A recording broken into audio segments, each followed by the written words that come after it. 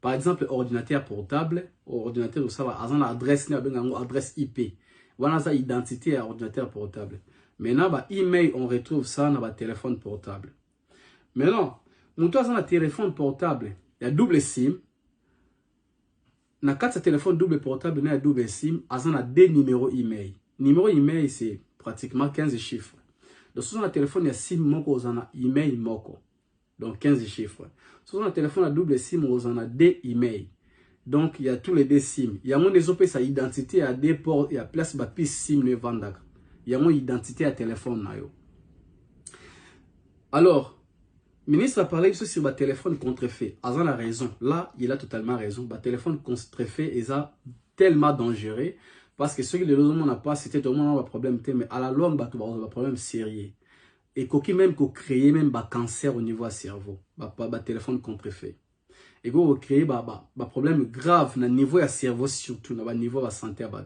Là, le ministre a raison. Voilà pourquoi, dans le cadre de soutenir, de créer RAM, je parle bien, dans le but de foot un bon RAM, de créer structure, on a qu'on veiller sur RAM, il y a registre, là je suis d'accord, je soutiens.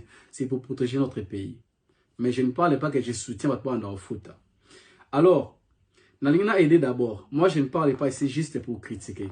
Quand je dis quelque chose, je dis comment se prévenir. Le ministre a parlé d'un email, il a parlé de beaucoup de choses sur Gogo Baby Sabatu.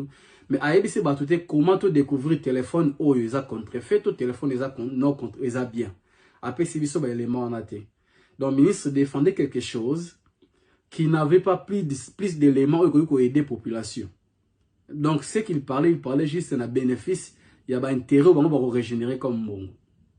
On peut Sabino, moi, quelques éléments pour permettre que son téléphone, ou il téléphone où il a contrefait, tout il a téléphone à bien. Premier élément, ce que son téléphone ils ont la chinois, ils ont la marque ou Europe to wapi. Et là, il y a son téléphone fongola téléphone à 4, longola batterie. Talon à 4 téléphone au moins net téléphone ils ont double SIM. So talon au monde les colo, ils ont des numéros email. Le roi a double SIM, batterie PD identité donc batterie des numéros email ce qui veut dire chaque SIM a un numéro email or bah téléphone contrefait souvent parmi les téléphones contrefaits au moins adresse email zate donc téléphone au niveau international azalaki enregistré et ça va bien comme bata bazu batinde en Afrique destiné en Afrique pour bah nous ramasse tout bazo pour belle. Donc mon abaté email cela veut dire que les cas na mafia pour numéro on va passer un numéro international ils attendent ta salle téléphone à numéro non tant on salle téléphone tu vas l'enregistrer dans la norme nion sur les international bah vérifier que ça bien pour nous et au détruire santé alors bah tu le numéro mais bah contrefait mingi bah les cas la procédure vanate l'homme moi bah le bon numéro exact là tu peux vérifier toi-même c'est facile. Deuxième point pour vérifier téléphone contrefait. Au cas où au fond le téléphone na 4A, au moni adresse email ezali. Mais cela n'exclut pas tout le chinois est capable à sali catch ya Nike a te caché sa Nike mais azol on dit que Nike a combien on Mickey. Donc on dit que N a te M. Chinois ça peut capable aux autres numéro inventer numéro. Là ça devient maintenant difficile pour nous que numéro n'est pas faux, tout ça numéro ya solo. Alors deuxième élément pour vérifier téléphone contrefait ce que au somba. Soit téléphone aux sa batterie na 4 fongo la téléphone. Quand on a menu répertoire banda ko vérifier. Ce qui est en anglais, le cas soit ba comment te français, votre besoin ça en français, botin en français. Banda mena ko tala ba option. Na ba option wana na 4 wana.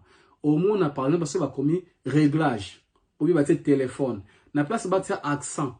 Au moins na ba 4 wana nyonso so changer en langue et ça ramène na ba erreur d'orthographe. Place à accent aigu au moins accent zate, place à accent grave zate. Bah option sur la carte au moins les angraba, et ça n'a pas faute d'orthographe grave. Et ça n'a pas accenté. Si on vérifie au moins la carte d'écriture et ça n'a pas faute d'orthographe, il y a déjà un téléphone contrefait. Et là on a enregistré et qu'on a créé un problème pour la santé à moto. Alors tu vas l'éviter. Donc on a un peu d'éléments on a peu sibino. Et puis on a vu qu'on sunga on a tout au son téléphone. Là déjà on a expliqué par rapport à téléphone contrefait. Donc, d'après les experts, on a vu que les gens ont des détails, on a détails, on a comme Michel Milgan, secrétaire général de Mobile Wireless Forum.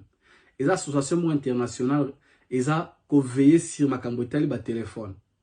Parce que, na kati ba téléphone, nous avons ba fabriquer ba matériaux, oyo ya contrefait, wana ils ont matériaux non conformes par rapport à la santé. Et ba ta ngo excès à plomb.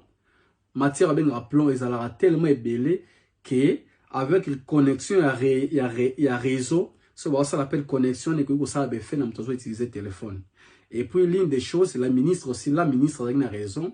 Par exemple, le téléphone contrefait, à ta besoin de la place où connexion réseau, ça a bien, maintenant, si on a problème de connexion réseau, tu as un téléphone, on a problème de connexion réseau.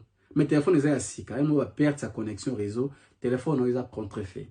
Parce que contre-phase, on va perdre sa connexion réseau, alors que place, on a maintenant, la connexion bien. Là, le ministre aussi avait raison.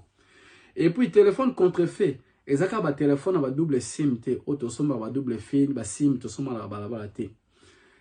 D'après les experts américains, ça les enquêtes, ils ont remarqué que toujours bande qu'on a vu sur la Chine parce que on a monde des gens spécialistes en piraterie que les cabans basaté. Et puis téléphone contrefait. Selon les experts, 99% de téléphone contrefait sont dans la Chine, dans le pays où sauté. Et puis localiser même site internet, ils ont été que téléphone contrefait dans les comme on Wish. Article nous c'est un hôtel à bien on peut bien nous article pour vérifier. Wish a été que téléphone contrefait et belé.